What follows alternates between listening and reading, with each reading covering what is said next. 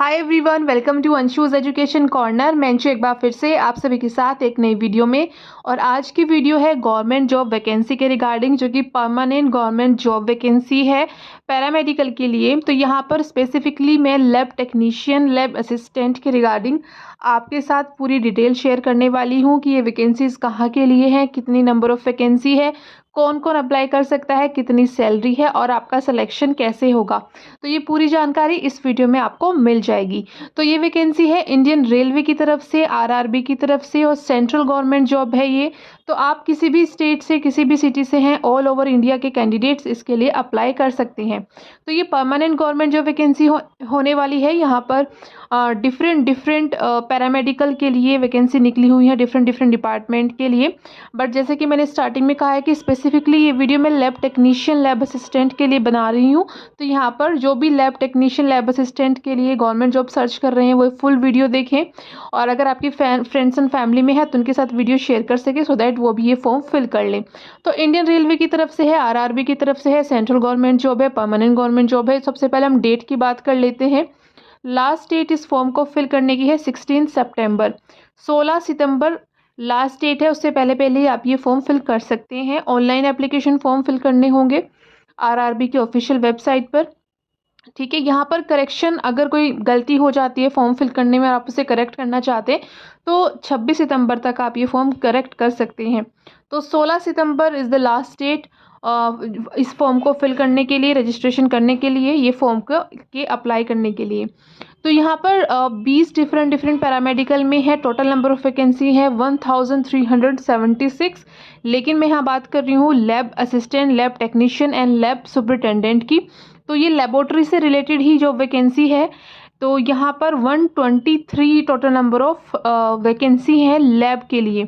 ठीक है, तो इसमें 3 डेजिग्नेशन है: laboratory assistant, lab superintendent and cath lab technician. तो यहाँ पर 123 है। तो मैं यहाँ पर इंडिविजुअली बात करेंगे। तो सबसे पहले बात करते हैं हम लेबोरेटरी असिस्टेंट की, लेबोरेटरी सुपरिटेंडेंट की। तो लैब सुपरिटेंडेंट के लिए जो सैलरी आपकी रहेगी वो 7th पे कमीशन के अकॉर्डिंग रहने वाली है। 35,400 यहाँ पर मंथली आपकी इनिशियल पे रहेगी शुरुआत में। और यहाँ पर आपकी जो एज लिमिट है वो 18 ईयर से 36 ईयर, यानी कि अगर आप 36 ईयर के हैं तो आप इसके लिए मैक्सिमम एज है वो अप्लाई कर सकते हैं। हालांकि यहाँ पर एज रिलैक्सेशन भी दिया गया है, 3 इयर्स का ओबीसी का और 5 ईयर SC ST का। तो 3 इयर्स प्लस हो जाएंगे जो ओबीसी से हैं, और SC ST से हैं जो 5 इयर्स का आपको यहाँ पर रिजर्वेशन एज रिलैक्सेशन मिल जाएगा। तो यहाँ पर ये लैब सुपरिटेंडेंट के लिए बताई है। आगे मैं बात करूँगी क्वालिफिकेशन की, क्या एलिजिबिलिटी चाहिए वो आगे मैं आपको बताऊँगी। फिलहाल अभी मैं यहाँ पर आपको लैब असिस्टेंट के लिए बता देती हूँ। तो लैब असिस्टेंट के लिए 21,700 आपकी मंथली सैलरी रहेगी। 18 साल से लेकर के 36 ईयर्स तक के कैंडिडेट्स फॉर्म फिल कर सकते हैं। यहाँ भी आपको एज रिलैक्सेशन मिलेगा, 3 years OBC, 5 years SC ST। और यहाँ पर जो वैकेंसी है वो 94 है लैब असिस्टेंट के लिए। कैथ लैब के लिए, कैथ लेबोरेटरी टेक्नीशियन के लिए मंथली सैलरी है 35,400। 18 ईयर से 36 ईयर्स तक के कैंडिडेट्स अप्लाई कर सकते हैं। तो इस तरीके से lab superintendent, lab assistant, cath lab technician, ये 3 डिफरेंट डेजिग्नेशन है, जिसमें लैब सुपरिटेंडेंट के लिए 27 वैकेंसी है, लैब असिस्टेंट के लिए 94 वैकेंसी है और कैथ लैबोरेटरी टेक्नीशियन के लिए 2 वैकेंसी है।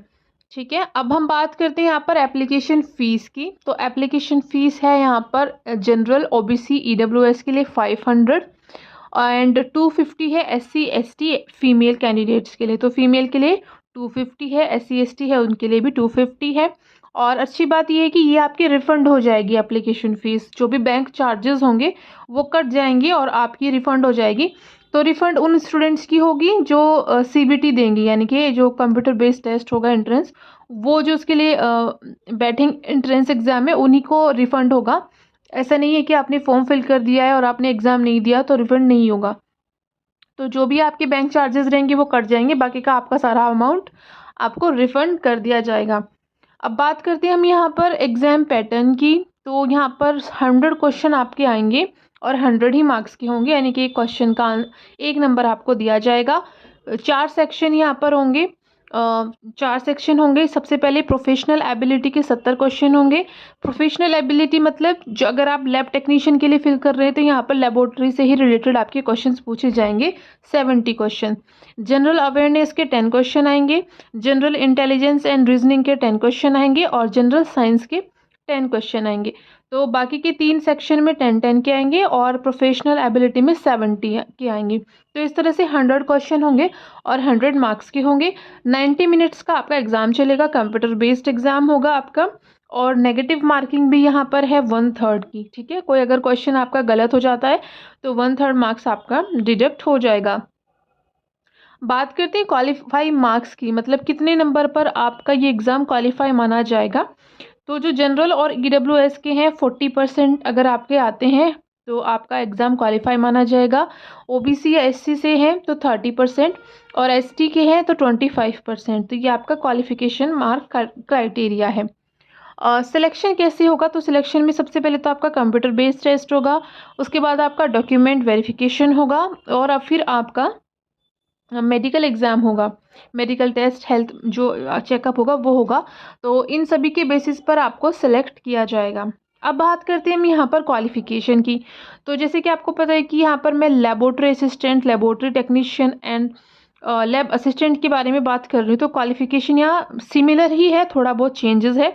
तो सबसे पहले हम बात करेंगे लैब असिस्टेंट के लिए। तो लैब असिस्टेंट में आपको सैलरी मैंने बताई ही थी 21,700 पर मंथ आपकी सैलरी है। एज क्राइटेरिया 18 ईयर्स से 36 है। क्वालिफिकेशन यहाँ पर है 10+2 होना चाहिए साइंस स्ट्रीम से। आपका डिप्लोमा होना चाहिए मेडिकल लेबोरेटरी टेक्नोलॉजी में, यानी कि DMLT होना चाहिए, या फिर आपके पास कोई भी जो लैब टेक्नीशियन का है सर्टिफिकेट होना चाहिए जिसकी ड्यूरेशन कम से कम 1 ईयर की होनी चाहिए और रिकॉग्नाइज्ड इंस्टीट्यूट कॉलेज होना चाहिए। तो इस तरीके से अगर आपने 12th साइंस स्ट्रीम से किया है, DMLT किया है या फिर लेबोरेटरी टेक्नीशियन में कोई डिप्लोमा किया है 1 ईयर का, तो आप लैब असिस्टेंट के लिए अप्लाई कर सकते हैं, आप ये फॉर्म फिल कर सकते हैं। अब बात करते हैं हम लैब सुपरिटेंडेंट के लिए। तो लैब सुपरिटेंडेंट की सैलरी 35,400 है और यहाँ पर जो क्वालिफिकेशन है, अगर आपने DMLT किया है, diploma in medical laboratory technology, या फिर BSc किया है जिसमें आपके पास बायोलॉजी होना चाहिए, केमिस्ट्री होना चाहिए सब्जेक्ट में, या फिर माइक्रोबायोलॉजी से BSc किया है, BSc लाइफ साइंस किया है, या फिर आपने BMLT किया है यानी कि bachelor in medical laboratory technology, तो आप इसके लिए अप्लाई कर सकते हैं। कोई एक्सपीरियंस की रिक्वायरमेंट यहाँ पे नहीं मांगी गई है। लैब सुपरिटेंडेंट में DMLT किया हो, BMLT किया हो या BSc की हो आपने माइक्रोबायोलॉजी से, लाइफ साइंस से, या फिर बायोलॉजी या फिर केमिस्ट्री से, तो आप इसके लिए एलिजिबल हैं, आप लैब सुपरिटेंडेंट के लिए अप्लाई कर सकते हैं। अब बात करते हैं हम यहाँ पर कैथ लैब की। कैथ लेबोरेटरी के लिए, कैथ लैब टेक्नीशियन के लिए आपका BSc होना चाहिए या फिर एंड डिप्लोमा होना चाहिए कार्डियक प्रोफेशनल कैथ लैब में। ठीक है, यहाँ पर स्पेसिफाई किया गया है कार्डियक प्रोफेशनल कैथ लैब में आपका डिप्लोमा होना चाहिए और रेप्यूटेड कार्डिक सेंटर से आपका होना चाहिए। ठीक है, जो भी रेप्यूटेड कार्डिक लेबोरेटरी होती है वहाँ से आपका ये डिप्लोमा होना चाहिए, प्लस 2 इयर्स का आपका ट्रेनिंग एक्सपीरियंस होना चाहिए कार्डियक कैथ लेबोरेटरी में। तो इस तरह से कैथ लैब टेक्नीशियन के लिए यहाँ पर 2 इयर्स का एक्सपीरियंस मांगा गया है। बाकी आपका लैब असिस्टेंट, लैब सुपरिटेंडेंट में कोई एक्सपीरियंस नहीं मांगा गया है। तो अगर आपने भी DMLT, BMLT या BSc जो BSc किया है लाइफ साइंस माइक्रोबायोलॉजी से, तो आप एलिजिबल हैं ये फॉर्म फिल करने के लिए। लास्ट डेट है आपकी 16 सितंबर, तो 16 सितंबर से पहले ये फॉर्म फिल कर सकते हैं। अगर आपके लिए वीडियो हेल्पफुल रही तो लाइक करें, शेयर करें और चैनल को सब्सक्राइब कर लीजिए। अगर